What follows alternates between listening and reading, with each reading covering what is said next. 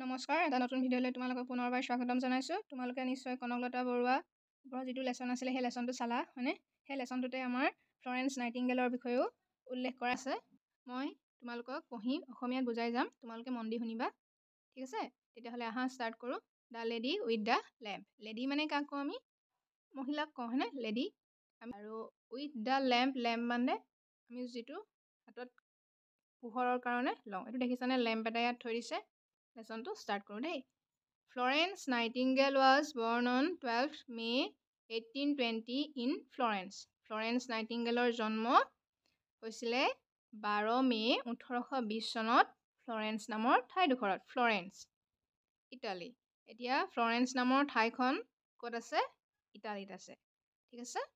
Shi wanted to help পিপল। শ্বি মানে কাৰ কথা কৈছে? Florence nightingale. ফ্লৰেন্স নাইটিংগেলে মানুহক সহায় কৰিব বিচাৰিছিল। So' she spend her life serving the poor and people suffering from illness. সেইকাৰণে তেওঁ নিজৰ জীৱনটো সেই দুখীয়া আৰু অসুখীয়া বা বেমাৰত ভুগি থকা লোকসকলৰ সেৱা শুশ্ৰূষাতে অতিবাহিত কৰি দিলে। এতিয়া স্পেণ্ড মানে কি? অতিবাহিত। ছাৰ্ভিং মানে সেৱা, পুৱাৰ মানে দুখীয়া, আৰু ছাফাৰিং মানে যি কিবা এটা বস্তু ভুগি থকা হয়নে? আৰু ইলনেছ মানে কি? অসুখ বা আমি কওঁ যে বেমাৰ। গতিকে ফ্লৰেন্স নাইটিংগেলে যিহেতু মানুহক সহায় কৰিব বিচাৰিছিলে, সেইকাৰণে তেওঁ গোটেই জীৱনটো কি কৰি দিলে? দুখীয়া আৰু অসুখীয়া ব্যক্তিসকলৰ সেৱা শুশ্ৰূষাতে অতিবাহিত কৰি দিলে, ঠিক আছে? প্ৰথম পেৰেগ্ৰাফটো তোমালোকে বুজি পাইছা বুলি মই আশা কৰিছোঁ। এতিয়া নেক্সটটো চোৱা। Florence set up a nursing school in London. এতিয়া ফ্লৰেন্স নাইটিংগেলে কি কৰিলে চোৱা?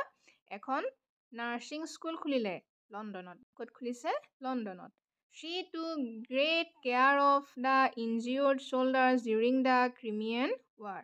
আৰু তেওঁ সৈনিকসকলক, যিসকল সৈনিকে ক্ৰিমিয়ান ৱাৰ মানে ক্ৰিমিয়ান যুদ্ধৰ সময়ত আঘাতপ্ৰাপ্ত হৈছিলে বা দুখ পাইছিলে, তেওঁলোকৰ বহুত যত্ন লৈছিলে।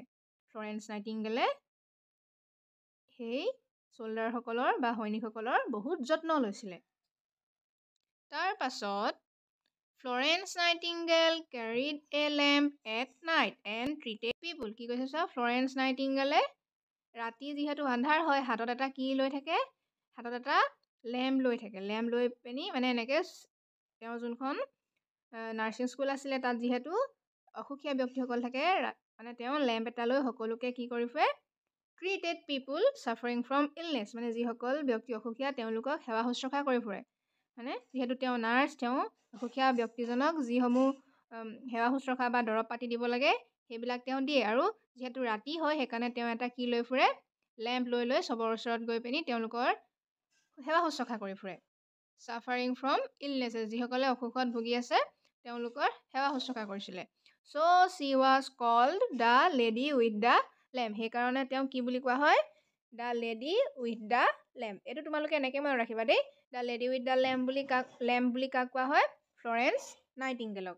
এতিয়া চোৱা, ইণ্টাৰনেশ্যনেল নাৰ্ছেছ ডে মে' 12, মানে মে'ৰ 12 তাৰিখে ইণ্টাৰনেশ্যনেল নাৰ্ছেছ ডে পালন কৰা হয়।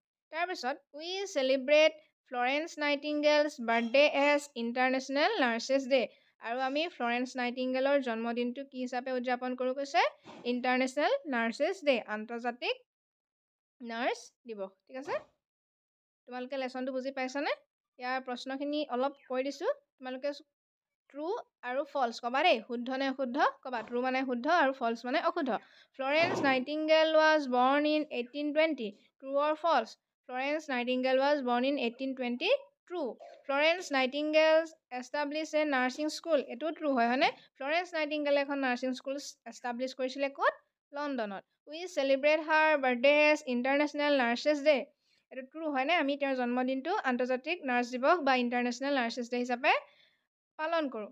International nurses day is celebrated on June 12, এইটো ফল্ছ, কাৰণ ইণ্টাৰনেশ্যনেল নাৰ্ছেছ ডে আমি মে'ৰ 12 তাৰিখে উদযাপন কৰোঁ, কিন্তু ইয়াত কৈছে যে জুনৰ 12 তাৰিখে, ঠিক আছে? ঠিক আছে, তোমালোকে যদি প্ৰথমবাৰ মোৰ চেনেলটোলৈ আহিছা তেন্তে চেনেলটো ছাবস্ক্ৰাইব কৰিবলৈ নাপাহৰিবা, কাৰণ মই আমাৰ অসমীয়া মিডিয়ামৰ যিখিনি কিতাপ ইংলিছ অসমীয়া হওক সেইখিনি মই তোমালোকক এই ভিডিঅ'ৰ দ্বাৰা আনি থাকিবলৈ চেষ্টা কৰিম। আৰু ভিডিঅ'টো যদি ভাল পাইছা তেন্তে লাইক কৰিবলৈ নাপাহৰিবা, আৰু যদি তোমাৰ কোনোবা ফ্ৰেণ্ডছ আছে তেওঁৰ লগতো তুমি শ্বেয়াৰ কৰিব পাৰা। অন্য এটা ভিডিঅ'ত পুনৰবাৰ লগ পাম। আজিলৈ আহিছোঁ, ধন্যবাদ।